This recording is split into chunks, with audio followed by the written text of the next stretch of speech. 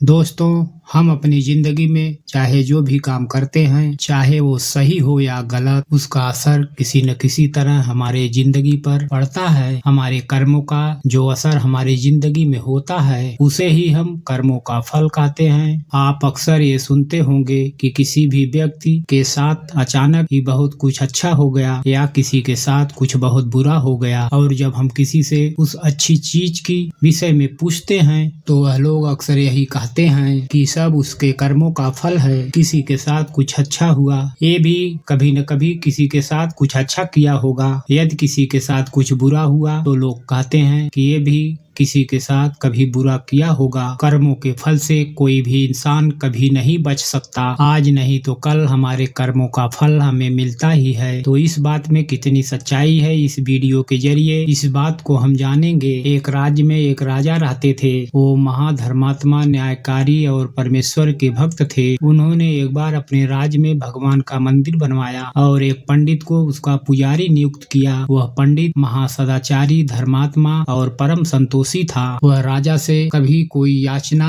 न तो मांग करता था। राजा भी उसके स्वभाव पर बहुत प्रसन्न था। उसने राजा के मंदिर में पूजा करते हुए 21 वर्ष गुजार दिए। उसने राजा से कभी भी किसी भी प्रकार का कोई प्रश्न नहीं किया। कुछ समय के बाद राजा के यहाँ एक बेटे का जन्म हुआ। राजा ने उसे एक महान विद्वान बनाने के लिए सोचा। उसकी शिक्षा के लिए बड़े बड़े राजगुरु राजा के पुत्र को शिक्षा देने के लिए आते थे। राजकुमार अब 22 साल के हो चुके थे। राजकुमार अब जवान हो चुके थे। राजा ने अपने बेटे को बड़े होने के बाद एक सुंदर राजकुमारी से उसका विवाह करा दिया। शादी करके वो राजमहल वापस आ गए। राजकुमार और वह राजकन्या दोनों बहुत खुश थे। लेकिन एक रात्रि में राजकुमारी को नींद नहीं आ रही थी। वह महल में इधर उधर घूमने लगी। जब अपने पति के पलंग के पास आई तो वह क्या देखती है कि हीरे जवाहरात वाली एक तलवार रखी है। जब उस राजकन्या ने देखने के लिए उस तलवार को म्यान से बाहर निकाली, तब तेज धार वाली और बिजली के समान चमकती तलवार को देखकर वह डर गई। वह डर के मारे उसके हाथ से तलवार छूट गई और राजकुमार के गर्दन पे जा लगी। राजकुमार का सिर कट गया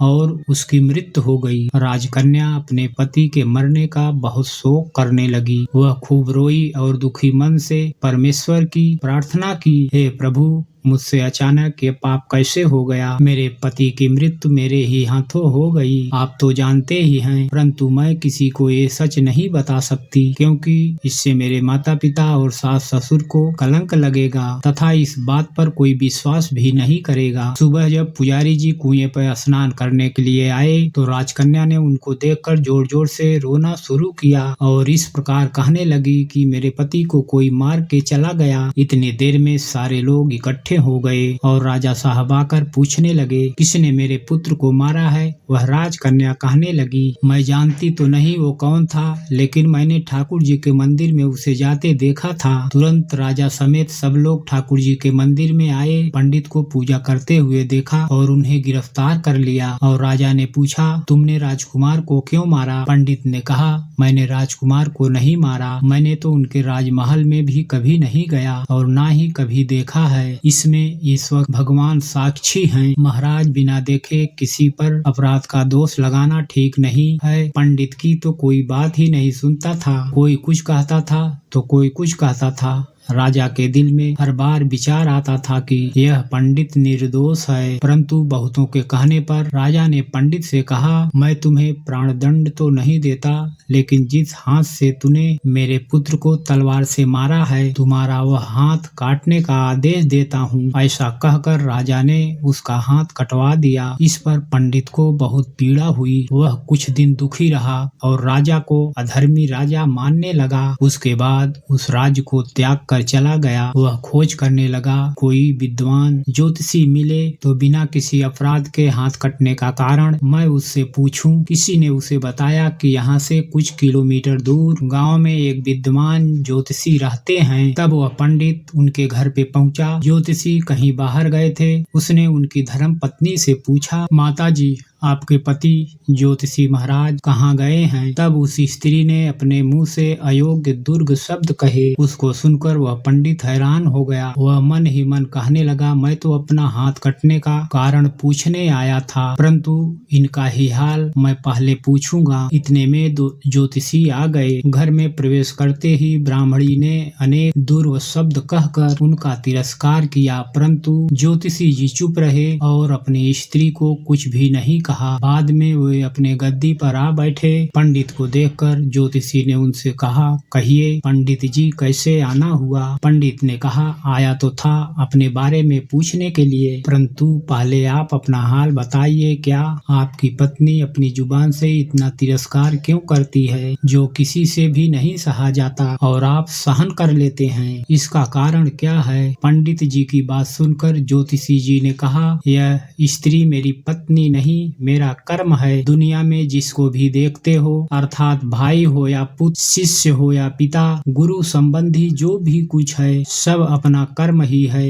यह स्त्री नहीं, मेरा किया हुआ कर्म ही है और ये भोगे बिना कटेगा नहीं। अपना किया हुआ जो भी कुछ शुभ अशुभ कर्म है, वही भोगना होता है। बिना भोगे सभी जन्मों के टलने पर भी कर्म टल नहीं सकते। इसलिए मैं अपने कर्म खुशी से भोग रहा हूँ और अपनी पत्नी की शिकायत भी नहीं करता, ताकि आगे इस कर्म का फल भोगना बाकी ना रहे। पंडित ने पूछा, महाराज आपने क्या कर्म किया था? ज्योतिषी ने कहा, सुनिए, पूर्व जन्म में मैं एक कुआं था और मेरी पत्नी एक हिरनी थी और मेरा स्वभाव बहुत दुष्ट था। इसलिए वो जब भी जंगल में घास खाने जाती थी, उसके शरीर पर चोंच मारकर उसे घायल कर देता था। जब दर्द के कारण यह कूदती थी, तब इसकी परेशानी देखकर मैं बहुत खुश होता था। मेरे डर के कारण वह जंगल से बाहर नहीं निकलती थी, किंतु मैं इसको ढूंढता फिरता था। ये जहाँ वहाँ मिले वहीं इसको दुखी किया करता था।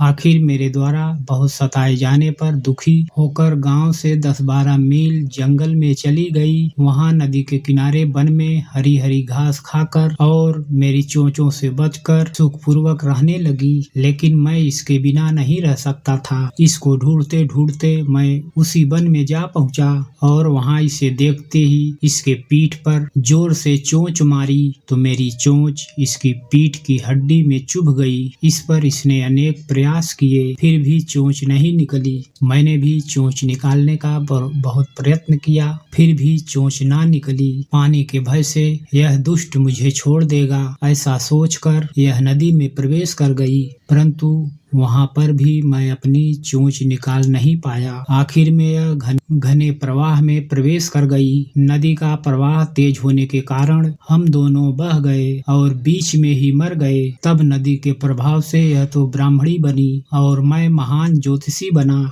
और वही मेरी पत्नी हुई जो अपने मुख से गाली निकाल कर मुझे दुख देती है, और मैं भी अपने पूर्व कर्मों का फल समझकर सहन करता रहता हूँ। इसका दोष नहीं मानूंगा, क्योंकि यह किए हुए कर्मों का फल है, इसलिए मैं शांत रहता हूँ।